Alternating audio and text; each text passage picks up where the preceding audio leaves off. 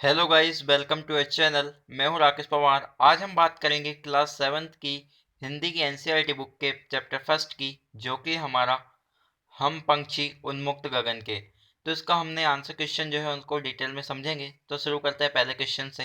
पहला क्वेश्चन है, हर तरह की सुख सुविधाएं पाकर भी पक्षी पिंजरे में बंद क्यों नहीं रहना चाहते? तो आंसर है इसका हमारा, पक्षी के पास पिंजरे के अंदर वे सारी सुख सुविधाएं हैं जो एक सुखी जीवन जीने के लिए आवश्यक होती है, लेकिन वह परतंत्र है। हर तरह की सुख सुविधाएं पाकर भी पक्षी पिंजरे में बंद नहीं रहना चाहते, क्योंकि उन्हें बंधन नहीं अपितु स्वतंत्रता पसंद है। वे खुले आकाश में ऊंची उड़ान भरना, नदी झरनों का बहता जल पीना, कड़वी निबोरिया खाना पसंद करते हैं। कवि ने पक्षी के माध्यम से बंधन मुक्त जीवन की कल्पना की है। सारी सुख सुविधाएं मिलने के बाद भी जो हमारा पक्षी है वो पिंजरे में बंद रहकर खुश क्यों नहीं रहता है? क्योंकि वो खुले आसमान में उड़ना चाहता है, कड़वी नीम की जो निबोरियां होती है उसको खाना चाहता है, नदी झरनों का जो बहता हुआ जल है वो पीना चाहता है, और आकाश में ऊंची उड़ान उड़ना चाहता है। इसीलिए वो पिंजरे में जितनी भी सुख सुविधाएं मिलती है उससे वो सुखी नहीं है। सेकंड क्वेश्चन है, पक्षी उन्मुक्त रहकर अपनी कौन कौन सी इच्छाएं पूरी करना चाहता है? अब हमें इस क्वेश्चन में बताना है कि पक्षी अपनी कौन कौन सी इच्छाओं को पूरी करना चाहता है। तो देखते हैं आंसर। पक्षी उन्मुक्त होकर नीम के पेड़ की कड़वी निमोरिया खाना, खुले और विस्तृत आकाश में उड़ना, नदी झरनों का बहता जल पीना, पेड़ की सबसे ऊंची टहनी पर झूलना, क्षितिज से मिलन करने की होड़ करते हुए अन्य पक्षियों के साथ उड़ान भरना इत्यादि इच्छाओं को पूरा करना चाहता है। जो पक्षी है कौन कौन सी इच्छाओं को पूरा करना चाहता है? तो वो कड़वी नीम की निमोलियों को खाना, आकाश में काफ़ी ऊंचाई तक उड़ना, नदी झरनों का बहता जल पीना, वो जो पेड़ पौधों की सबसे ऊंची टहनी है उस पर झूलना, ये सारी इच्छाएं वो पूरी करना चाहता है। अब देखेंगे हमारा क्वेश्चन नंबर थर्ड, जिसमें है भाव स्पष्ट करना है हमें। तो पढ़ते हैं क्वेश्चन नंबर थर्ड में क्या है। या तो क्षितिज मिलन बन जाता या तानती सांसों की डोरी। तो ये जो हमारा लिखा है इसको हमें डिटेल में समझाना है कि ये जो लाइन लिखी है हमने इसका मतलब क्या है। तो देखते हैं आंसर। प्रस्तुत पंक्ति का भाव यह है कि पक्षी क्षितिज के अंत तक जाने की चाह रखते हैं, जो मुमकिन नहीं है, परंतु फिर भी क्षितिज को पाने के लिए पक्षी किसी भी स्थिति का सामना करने के लिए तैयार है, यहाँ तक कि इसके लिए अपने प्राणों को भी निछावर कर सकते हैं। अर्थात स्वतंत्रता की कीमत उसके प्राणों से बढ़कर है।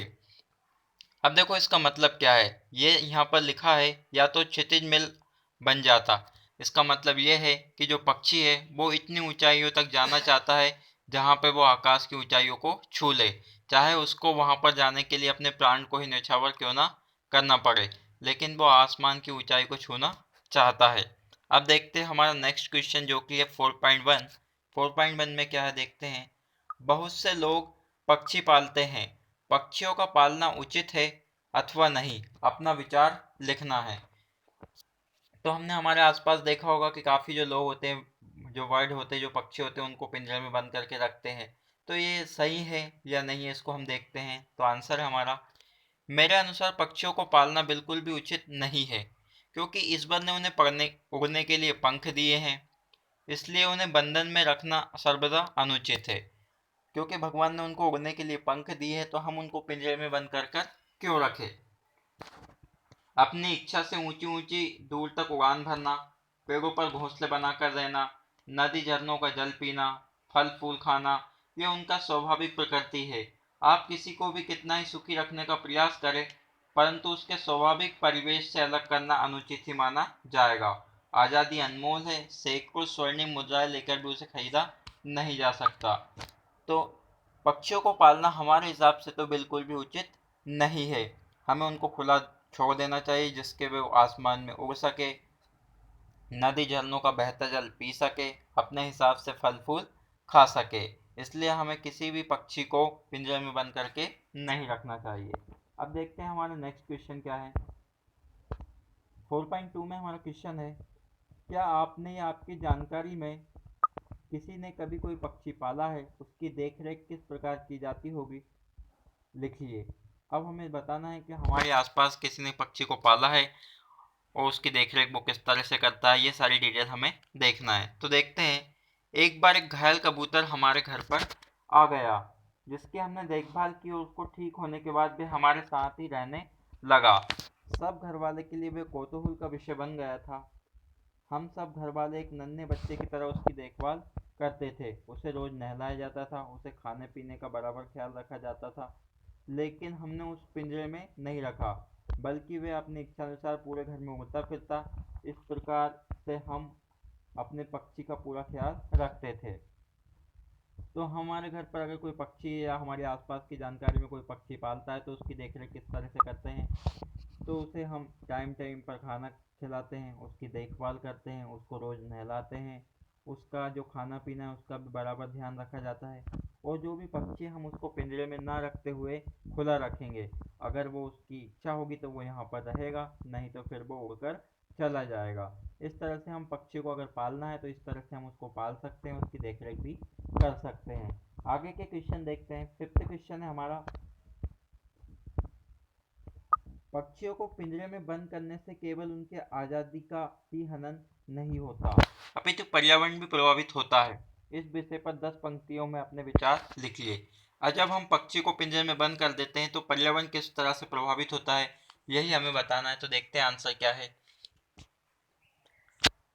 पक्षियों को पिंजरे में बंद करने से सबसे बड़ी समस्या पर्यावरण में आहार श्रृंखला असंतुलित हो जाएगी। जैसे घास के छोटे कीट खाते हैं, उन्हें कीटों को पक्षी यदि पक्षी न रहे तो इन कीटों की संख्या में वृद्धि हो जाएगी, जो हमारी फसलों के लिए उचित नहीं है। हमने देखा होगा कि जो हमारे प्लांट होते हैं, जो हम लगाते हैं, वो ग्रो करते तब उनमें छोटे छोटे कीट, जो छोटे छोटे कीड़े होते हैं वो लग जाते हैं। अगर पक्षी को हम पिंजरे में बंद कर लेंगे तो वो कीड़े की जो संख्या है वो क्या हो जाएगी, काफ़ी बढ़ जाएगी। क्योंकि पक्षी क्या करते हैं, उन छोटे छोटे कीटों को ग्रहण कर लेते हैं, उन छोटे छोटे कीटों को खा लेते हैं। इससे हमारा जो पेड़ पौधे हैं वो संतुलित रहते हैं। इस कारण पर्यावरण असंतुलित हो जाएगा। पक्षी जब फलों का सेवन करते हैं तब वह बीजों को यहाँ वहाँ गिरा देते हैं, जिसके फलस्वरूप नए पौधे पनपते हैं। कुछ पक्षी हमारी फैलाई गंदगी को खाते हैं, जिससे पर्यावरण साफ रहता है। यदि ये पक्षी नहीं रहेंगे तो पर्यावरण दूषित हो जाएगा, मानव कई बीमारियों से ग्रसित हो जाएगा। अतः जिस प्रकार पर्यावरण जरूरी है उसी प्रकार पक्षी भी जरूरी है। दोनों एक दूसरे के पूरक हैं, एक के बिना दूसरे की कल्पना नहीं की जा सकती। तो हम समझ सकते हैं कि जो पक्षी है हमारे लिए काफ़ी ज़रूरी है, क्योंकि वो हमारे जो फसलें होती हैं उनको भी कीटों से बचाते हैं। और वो क्या, जब एक जगह से दूसरी जगह जाते हैं तो अपने साथ बीजों जो सीड होते हैं उनको भी ले जाते हैं, और वहाँ पे भी नए पेड़ पौधे जो है वो पनपते हैं, उग जाते हैं। और इस तरह से हमारा जो पर्यावरण है, हमारा जो एटमॉस्फेयर है, एकदम हरा भरा हो जाता है। इसीलिए हमें पक्षी को पिंजरे में बंद करके नहीं रखना है। अब बात करते हैं भाषा की बात में। तो देखते हैं क्या है। सिक्स्थ क्वेश्चन है, स्वर्ण श्रृंखला और लाल किरण सी में रेखांकित शब्द गुणवाचक विशेषण है। कविता से ढूंढकर इस प्रकार के 3 और उदाहरण लिखिए। जैसे हमारी कविता में दिया है वर्ड स्वर्ण श्रृंखला और लाल किरण, ऐसे ही और भी वर्ड हमारे इस चैप्टर में दिए हुए हैं, वही हमें यहाँ पर देखकर लिखना है, जो कि कैसे होने चाहिए, गुणवाचक विशेषण होने चाहिए। तो कौन कौन से वो वर्ड हैं, जैसे कि पुलकित पंख हो गया एक वर्ड, कटुक निवोरी हो गया, और एक हो गया कनक कटोरी। आगे बात करते हैं नेक्स्ट क्वेश्चन की। तो क्वेश्चन नंबर 7 है हमारा, भूखे प्यासे में द्वंद्व समास है। इन दोनों शब्दों के बीच लगे चिन्ह को सामासिक चिन्ह कहते हैं। इस चिन्ह से और का संकेत मिलता है, जैसे भूखे प्यासे और भूखे और प्यासे। इस प्रकार के 10 अन्य उदाहरण खींचकर लिखिए। इस चैप्टर में हमें काफ़ी एग्जाम्पल दिए इस तरह के द्वंद्व समास के, वो हमें यहाँ पर देख के लिखने हैं। द्वंद्व समास में जो सिंबल होता है वो किस तरह का सिंबल होता है, जो यहाँ पर सिंबल बना है हमारा, उस तरह का सिंबल हमें देखना है। तो कौन कौन से शब्द हो जाएंगे, जैसे कि अमीर गरीब हो जाएगा, सुख दुख हो जाएंगे, रात दिन, तन मन, मीठा खट्टा, अपना पराया, पाप पुण्य, सही गलत, धूप छांव, सुबह शाम। इस तरह के ये हमारा आंसर जो है वो कंप्लीट हो जाएगा। उम्मीद करता हूँ ये वीडियो आपको अच्छा लगा होगा। अगर आपको कुछ डाउट होता है तो आप हमें कमेंट कर सकते हैं। मिलते हैं नेक्स्ट वीडियो में, तब तक के लिए देखते रहिए हमारा चैनल। धन्यवाद।